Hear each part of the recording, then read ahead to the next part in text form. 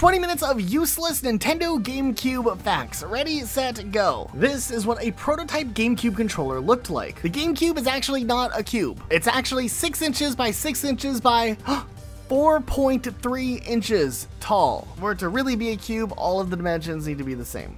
This really doesn't matter though. At the beginning of the Nintendo GameCube's life, there was only a handful of games that were being released on the Nintendo 64 still, and also on the GameCube at the same time. Madden 2002 released on both the GameCube and the Nintendo 64 just a couple of days apart. Animal Crossing, known as Animal Forest in Japan, would release just a couple months before the GameCube came out, and a month after the GameCube came out, an updated Japanese version for the GameCube would release. And Tony Hawk's Pro Skater 3 released on October 30th, 2001 for the Nintendo 64, GameCube, Game Boy Color, and Game Boy Advance. Probably the only game to say that it launched on these 4 consoles at the same time. On the flip side, at the end of the GameCube's life cycle, with the rise of cheap movie tie-in games and Madden games releasing literally everywhere, the GameCube's life actually extended well beyond the launch of the Nintendo Wii in 2006. Madden 2007 and 2008, despite coming out on the Wii, also released on the GameCube. Movie tie-in games like Ratatouille, Surf's Up, and Meet the Robinsons all released on the GameCube and the Nintendo Wii. And while this doesn't fully compare to the Nintendo Wii still having games published for it all the way up until July of 2020, despite the explosive popularity of the launch of Nintendo Wii, the GameCube still was able to cling on for an extra year or so after the Wii had already came out. Back in 2003, Nintendo ran a promotion with MTV to give away a limited edition MTV-styled Nintendo GameCube during the month of December. One of these was given away every day for 29 days, and there was different designs amongst the MTV GameCube designs. With only 29 in existence, none have ever popped up for sale on eBay, at least that we can tell, making this probably the rarest Nintendo GameCube line of all time. Now, from time to time, owners of these GameCubes have posted a couple of pictures sharing them online. But yeah, outside of that, none of these have actually gone up for sale yet. It seems like, according to Reddit, one person is a collector who did manage to buy it at some point, though it seems like the sale was pretty private and there hasn't been any price range discussed ever. But we would assume that if this popped up on sale, it'd be worth quite a bit of money. The 32-bit PowerPC microprocessor made by IBM for Nintendo's CPU in the GameCube was called Gecko, and it had 6.35 million logic transistors and 18.6 million transistors overall. On the flip side, another rare GameCube console that is a little more accessible is the Panasonic Q. It was this silver long GameCube, which was a deal between Panasonic and Nintendo to have a GameCube that also had a DVD drive. So if you wanted to watch DVDs on your GameCube, since original GameCubes couldn't do that, well, in Japan, you could.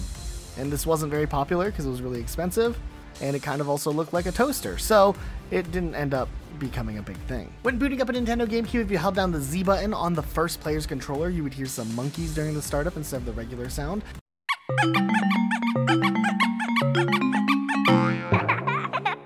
And if you did the same thing with 4 controllers plugged in at the same time, it would sound like this.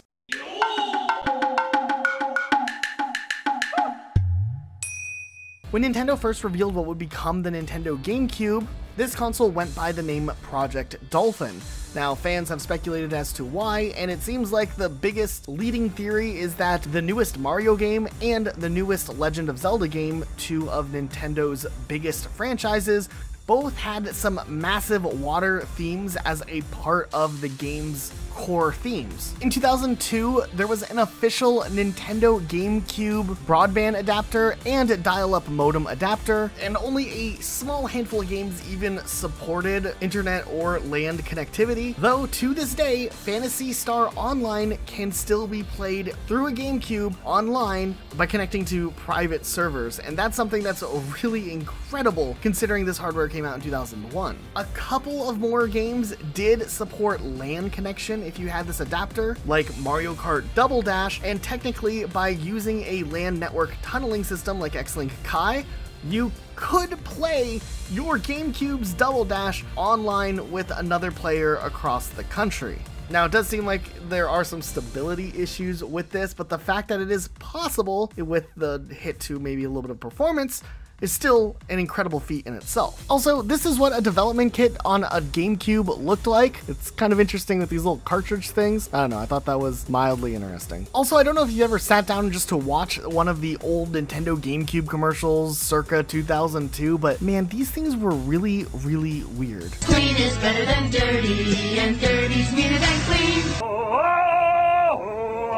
Nice choice.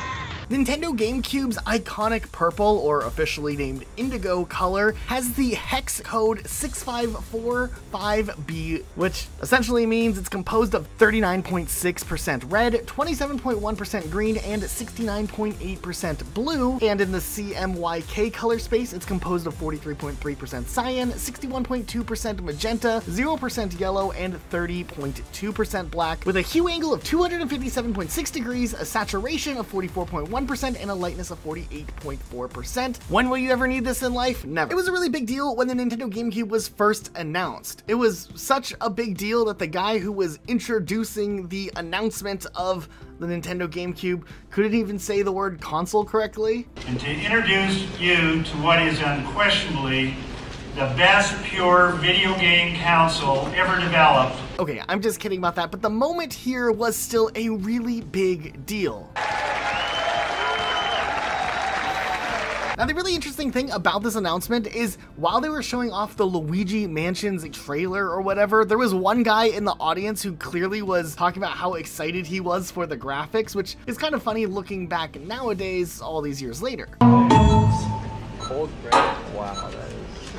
Animal Force, which released on the Nintendo 64 only in Japan, only sold about 200,000 units. However, with its relaunch shortly after the GameCube release, along with its international releases, the sales from this game would go from 200,000 units to 2,475,000 units, and over the course of the franchise lifetime has now sold beyond 75 million units. The Nintendo GameCube came with a handle which helped for throwing. The Nintendo GameCube introduced Pokemon Colosseum and Pokemon XD Gale of Darkness, which at the time had animations and models made for all 386 Pokemon that were available in the third generation of the games. But here's the interesting thing, the models themselves and the animations, while looking better on the GameCube hardware, actually are reused assets coming from the Nintendo 64 Pokemon Stadium games. So years and years and a generation later, we still see some assets being reused in these games, and they would continue to be reused all the way through the Nintendo Wii's Pokemon Battle Revolution. It's pretty interesting how they reused Nintendo 64 and GameCube assets in that fourth generation game as well. The Chao Garden in Sonic Adventure 2 originally looked like this for the Dreamcast, which is where Sonic Adventure and Adventure 2 originally came out on.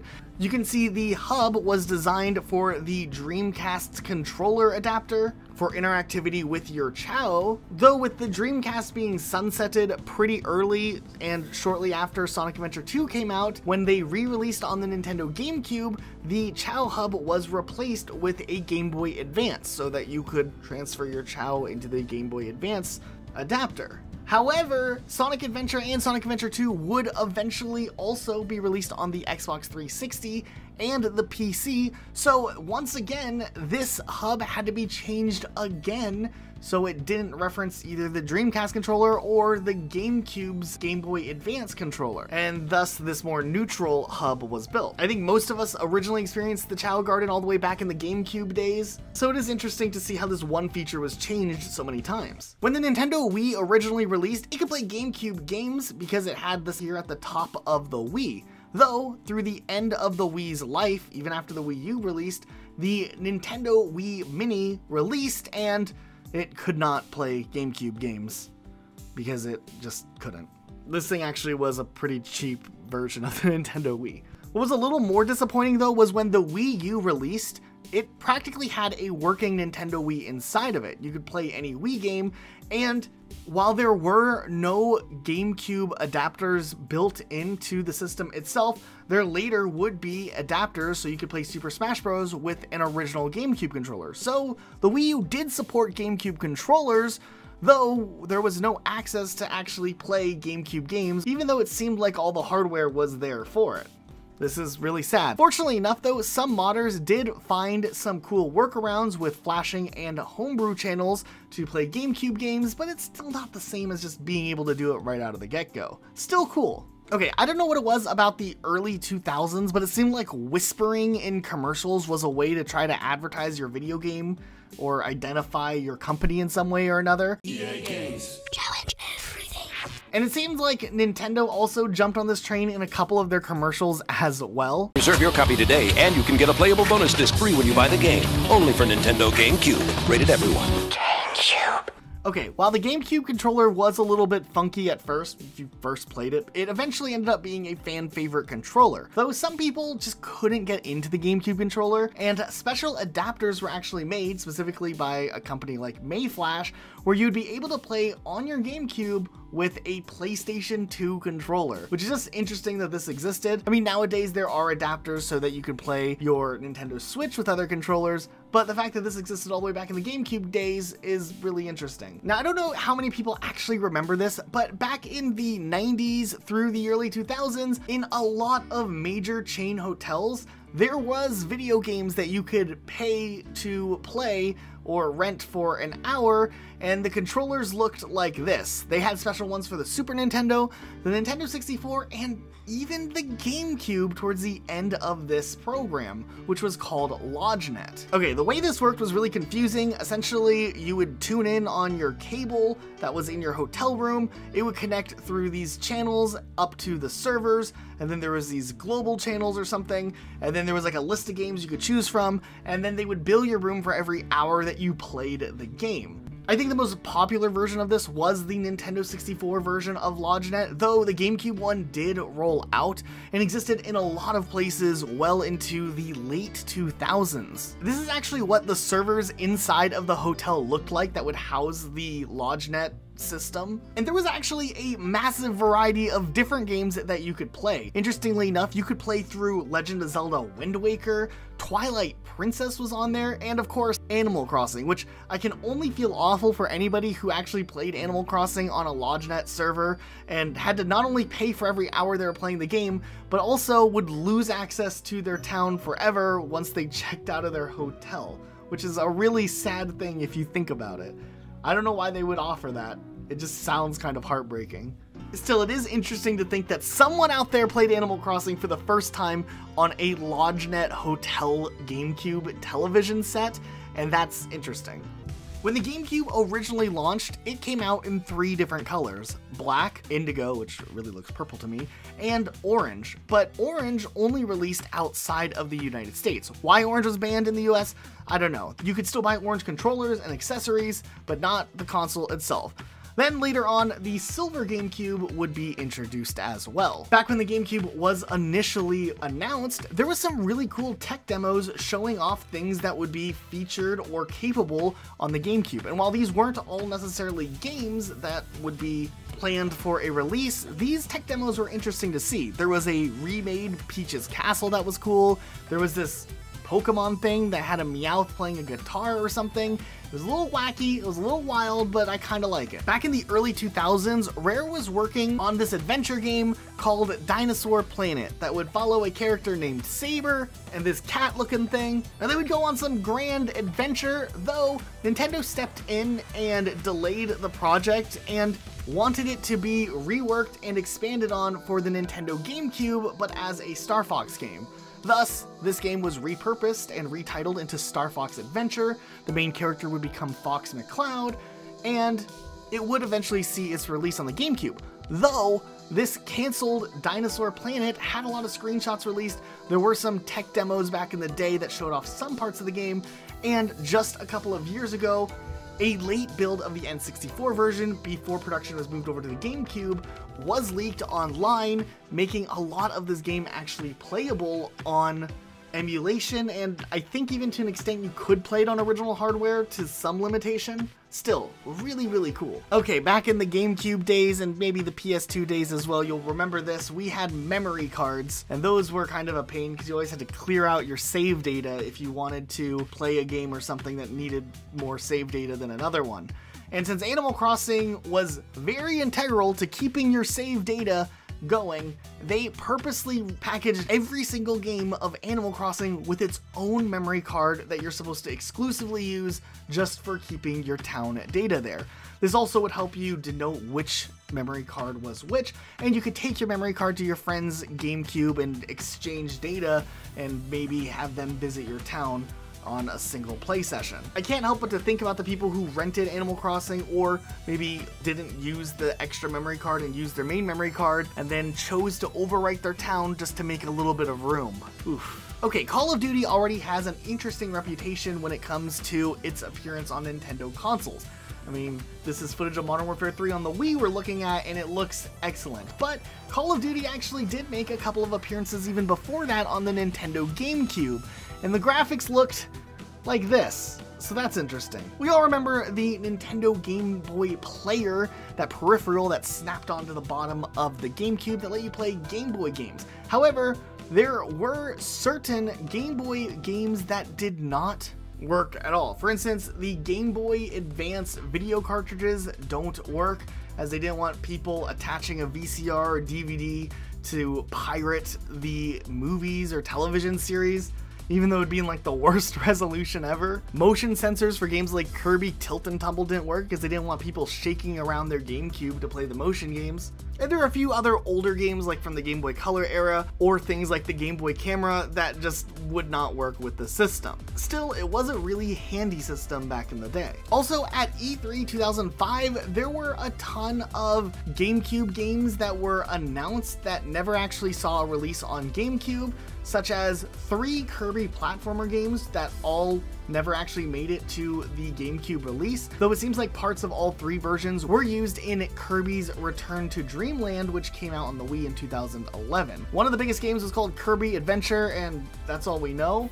It got canceled. It was also assumed and heavily rumored that there was a development on a Pilot Wings reboot for the GameCube, and that never ended up happening, though it seemed to have been confirmed later on in like retrospective interviews. But yeah, it seemed to never have came into fruition. And there was a Super Paper Mario game that was announced for the GameCube, though that ended up getting delayed and was released on the Nintendo Wii. Inside of the Nintendo GameCube, the heatsink is held on by just 6 screws. So now you know if you're ever tearing apart a GameCube for some reason. Now, most people are familiar with the Game Boy Player looking like this, but Dell actually created their own version of a Game Boy Player that worked that ended up looking like this. Now, the interesting thing is, since it didn't have to clip onto the bottom, you technically could play it on the Nintendo Wii. And when the Wii came out, since you couldn't put this wide Nintendo-made version on the Wii to play your Game Boy games, this was the only way to play Game Boy games on your Wii. But in a later update, Nintendo actually ended up blocking the use of a Game Boy Player, and it would take until homebrewers got access into the Wii to make Game Boy playing an actual thing on the console once again. There is also a very late version of a GameCube development kit that was used at E3 2006 to show off games that would come out on both the Wii and the GameCube, like Legend of Zelda Twilight Princess. It, interestingly enough, looks like the Nintendo GameCube T-Dev kit also had an early version of the Wii menu on it, so there is an official way to load up a picture of the Wii on a GameCube. On the back manual for Tiger Woods PGA Tour 2005 US version, it advertised the Nintendo's 1019 memory card, so you can save an entire EA Sports session, while the Billy Hatcher and Giant Egg manual comes with this cutout mail-in coupon that lets you save 38% off on a subscription to Sonic comic books. Why? Okay. There's this animation from 2006 made for a Taiwanese news show where Mario just bursts into this kid's room and then kicks the GameCube. Okay, this next one's really important. If you take the release years of the 4 Pokemon games that were released on the GameCube and then you add them together, it equals 8,014. The startup logo on the GameCube has 15 little squares and 1 cube. In a very interesting Twitter Q&A, LeBron James admitted that he prefers the Nintendo 64 over the GameCube. That's a little sad. All in all, on the Nintendo GameCube, there were 615 titles released. released. According to Wikipedia though, 451 of these titles released in Europe and 279 titles released in Japan, with 555 titles releasing in North America. It's really interesting that Japan actually had the least titles of these 3 regions. Back at E3 2002, there was a game known as Stage Debut that was shown off, though this game ended up being canceled and never actually released. What's interesting is that this gameplay footage shows faces of iconic Nintendo people doing all sorts of goofy things, and the idea was that this would connect with a Game Boy camera, it would scan your face, and then you would be able to have your face in the game controlled by a little avatar. It's very likely that this project was eventually the inspiration for what would become the Mii's in the Nintendo Wii later on in 2006. So a lot of people don't actually know this, but prior to the Wii Mini releasing, which was that Wii that we looked at earlier that didn't have GameCube functionality, there was another Wii called the Wii Family Edition, which essentially was a normal Wii, just sideways, and they had already stripped it of all of the GameCube accessibility. Matter of fact, the disk drive can't even read GameCube games, though if you were going to take out the optical drive of the Wii Family Edition and put a regular launch Nintendo Wii optical drive in its replacement and then put a GameCube game in, the GameCube game would start, though you wouldn't have the ports to use the GameCube controller. I'm pretty sure the existence of the Wii Family Edition and the Wii Mini definitely showed that Nintendo had way too much of Nintendo Wii manufacturing hardware remaining, and they wanted to start just off-selling it as quickly as possible without having to try to continue to keep the GameCube alive while after the GameCube's life had already sunsetted.